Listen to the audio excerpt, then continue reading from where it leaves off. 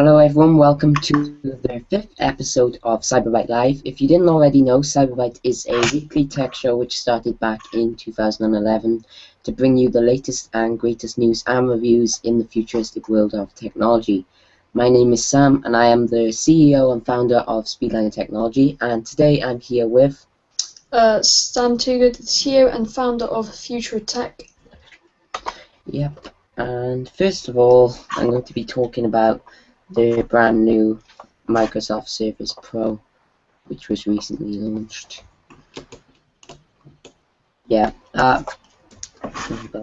Microsoft has unveiled the Surface Pro 3, a bigger screened, faster Windows 8 tablet than its predecessor. The new model features a 12-inch touchscreen, 38% larger than before. The firm boasted that at 9.1 millimeters thick, without an optional clip-on keyboard, it becomes the thinnest PC to be powered by one of Intel's higher-end core processors.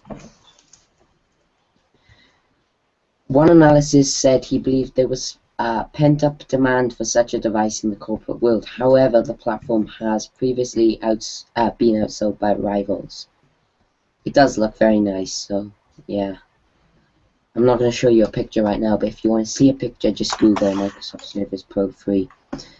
The basic Surface Pro 3 will cost $799, which is around £475, compared with the low-end MacBook Air that costs $899. Microsoft says their battery life is up to 9 hours, 10% more than the Surface Pro 2. Personally, I would go with a MacBook Pro, a MacBook Air, over the Surface Pro 3, because the Surface isn't that amazing, and the Mac has a lot more power to do things.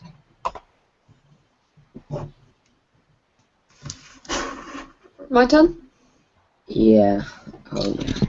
Okay, so Facebook wants to listen to your music and TV.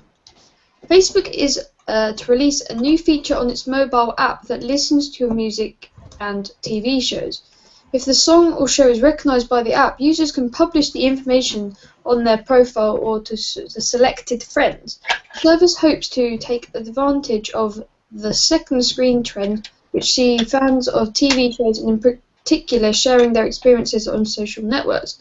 However, some have seen privacy concerns. The feature, which will be available in a few weeks' time, uses the microphones inside users' smartphones to detect nearby music or TV shows. As the user begins writing a status update, a small animated icon will appear at the top of the app. If the app detects the appropriate audio signals and finds a match from its database, the user can then share what he or she is watching or listening to. What is your thoughts on this, Sam? That's really interesting, actually. I like that idea. But is it possible to not share it, or do you have to? I reckon there'll be a way to disable it in settings or something. Good, because it would get annoying if you just have to share it. But yeah, that sounds interesting. I like that idea. It's unique. Nobody's really invented something like it before. It's very unique. Yeah. Is it my article now? Yep. Hold on. The next one is also about Facebook, but it's a little different.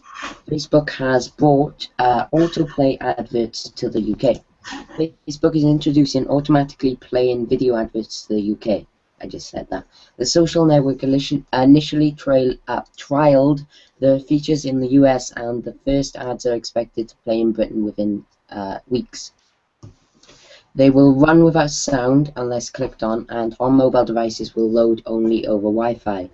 Facebook will hope to continue its recent success in increasing ad revenues, having seen a significant rise in the past 12 months. The company said on Wednesday that it would be introducing the ads with a limited group of advertisers in the selected countries, including the UK, Australia and France. It is also unveiling the feature called Premium Video Ads in Brazil, Canada, Germany and Japan. But Facebook did not reveal the companies that would be advertising. Each video advert will be 15 seconds long and will start playing without sound as it appears on the screen. The ads will stop playing if users scroll past them, but if people tap or click on the video, it will expand into a full screen view and sound will start, Facebook said. Facebook figures for the first quarter of 2014 showed it made 2.27 billion, which is dollars, which is 1.34 billion pounds from advertising, an 82% increase on the same quarter last year. And it said the mobile ads, which have generated very little return until recently, represented about 59% of the company's total advertising revenue for the quarter. I'm done. Okay, Yeah. Netflix has announced plans to expand to a further 6 European countries before the end of the year.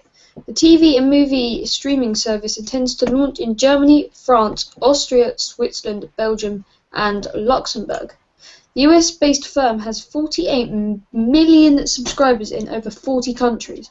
One analyst said the success of the largest rollout might depend on how much content was dubbed into local languages.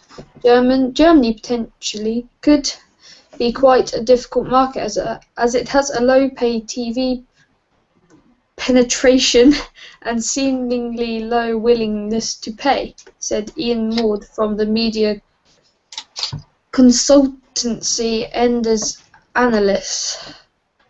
However, Netflix will have to compete against video-on-demand services including Sky, Amazon, because Amazon have their Amazon Instant Video now, which is quite good. We have that, and Sky. But yeah, the Californian-based Netflix reported profits of $53 million US dollars in the most recent quarter, despite previous international launches, including the Netherlands last year and the UK in 2012. The firm's revenue is mostly generated by US subscribers. Next story. Yeah, Netflix. Okay, all the news is about Netflix. There's loads of news about Netflix. Yeah. Yeah. Right. Computers can impact on children's ability to learn, said Union. Let's have a look at this. Right, a teaching union in Northern Ireland is calling for urgent action over the impact of modern technology on children's ability to learn at school. Association of Teachers and Lecturers, ATL, is concerned at how long children spend on computers and digital gadgets outside school. It said some pupils were unable to concentrate or socialize properly.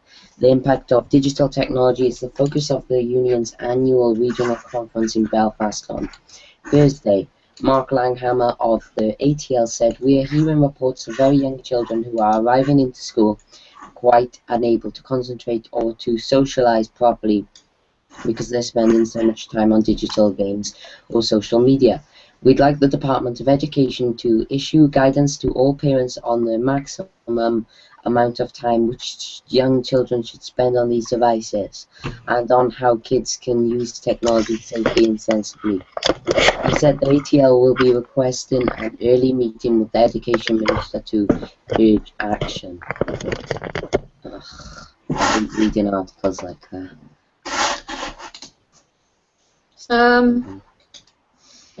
Yeah, little kids should be limited on how much they use the internet. They use it too much. And the generation we're going in today, everyone won't be able to talk sooner or later because everyone will just be on their devices all day. Yeah. You won't have to write in classes because that will all be done on iPads and MacBooks and all the other technology that schools are buying these days. That might be true. Yeah, so I think they need to cut down. Yeah. I think really they're aiming that article at all of us and not just the young children. Yeah.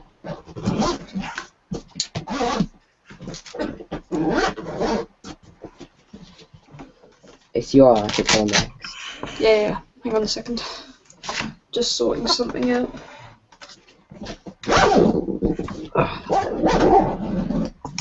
Right.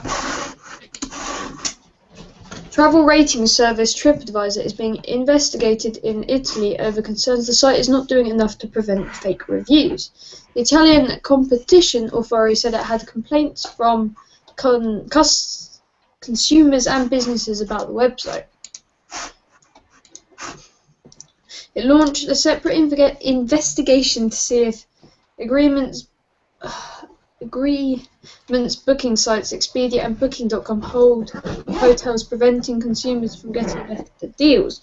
TripAdvisor had defended its business. It is important to note that TripAdvisor fights fraud aggressively, and we are confident in our system and process. Every single review goes through our tracking system, which maps the how, what, where, and when of each review. The Italian competition authority will try to establish whether TripAdvisor has sufficient measures in place to detect reviews made by people who have not visited the place in question. Are you done? Yeah. Have you ever put a review on TripAdvisor? No. I have. But that is true. You could just put a review on anything, so it doesn't mean to say anything there. Yeah. Mine.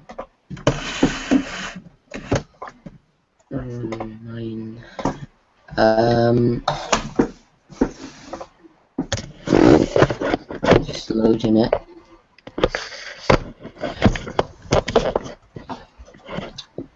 Police have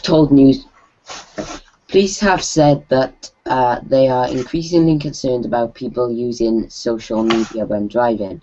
The head of roads police in England and Wales, Chief Constable Suzette Davenport, says people are increasingly posting updates, taking photos, and even video calling behind the wheel.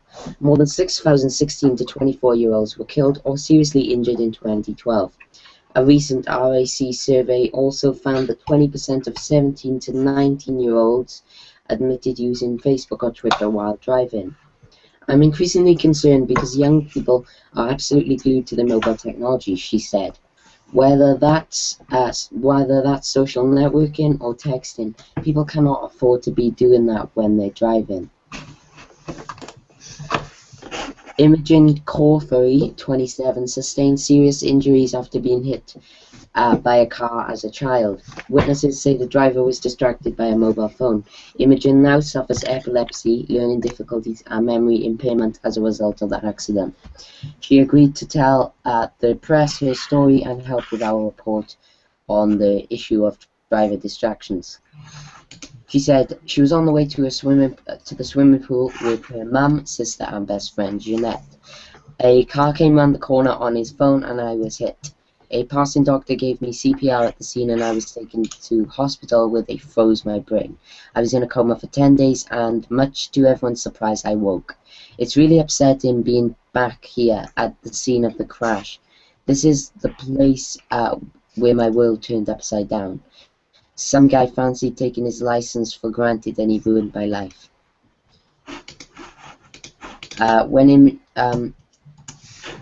James Dawson, 28, also spoke to Imogen. He said he had never done it, but he thinks a lot of people do. You see people looking down at their phone and it's really annoying because it is quite dangerous, he said. Right, this can actually lead on to a story that I can talk about. Right, the other day I was driving to Brighton a couple of weekends ago, and there was this Mini Cooper, black Mini Cooper in the lane on the other side, and he was on their phone. He literally just had his phone on the steering wheel, and he was obviously texting or reading something, and he wasn't looking where he was going. He just kept driving, and he was doing that for ages. Yeah. So I took a picture of his car and his number plate and posted it on Twitter. Yeah. Some people said to report him, but I'm not going to bother doing that. Yeah. Ready for me to go? Yeah. Okay. If you've ever had problems receiving text after switching from iPhone to Android, you're not alone. A long-standing problem with iMessage can sometimes prevent former iPhone users from receiving texts from other iPhones. But now it appears Apple is finally doing something about it. Apple say a server issue, the problem in the recent weeks, which has been fixed. The company is also planning to do even more with future software updates. It declined to offer specifics. Specifics? Yeah, saying merrily. Really? No, I don't even know what you're reading. That coming patch would have an additional bug fix. iMessage is Apple's messaging system that bypasses the wireless carrier's network. This ensures texts don't count against a person's SMS limits, but it only works between iPhones. If a person switches from an iPhone to an Android, Apple servers might still assume the person has an iPhone if he didn't log out of iMessage before switching. In that case, incoming texts from iPhones usually end up limbo, depending on how the person has configured their Apple account. Fixing the problem can be virtually impossible, with the only solution being to wait 30 days for Apple's iMessage server to reset the account. A California woman filed a class action lawsuit against Apple over the issue earlier this week, claiming the company knowingly interfered with the wireless contract she signed with her carrier, which entitles her to receive text messages. Apple hasn't commented publicly on the suit. Are you done? Yep. Yeah, I do have one final article, but it's not on the list. Came through an email. On the 19th of May 2014, Tilt launched a Kickstarter campaign for its highly anticipated Energy 2K travel charger. If you haven't already seen my 3K charger, it is on our YouTube channel now. Utilizing Tilt's patented technology, the brightly colored Energy 2K is an affordable 2-in-1 USB wall charger that doubles as a portable battery for the I just dropped something important.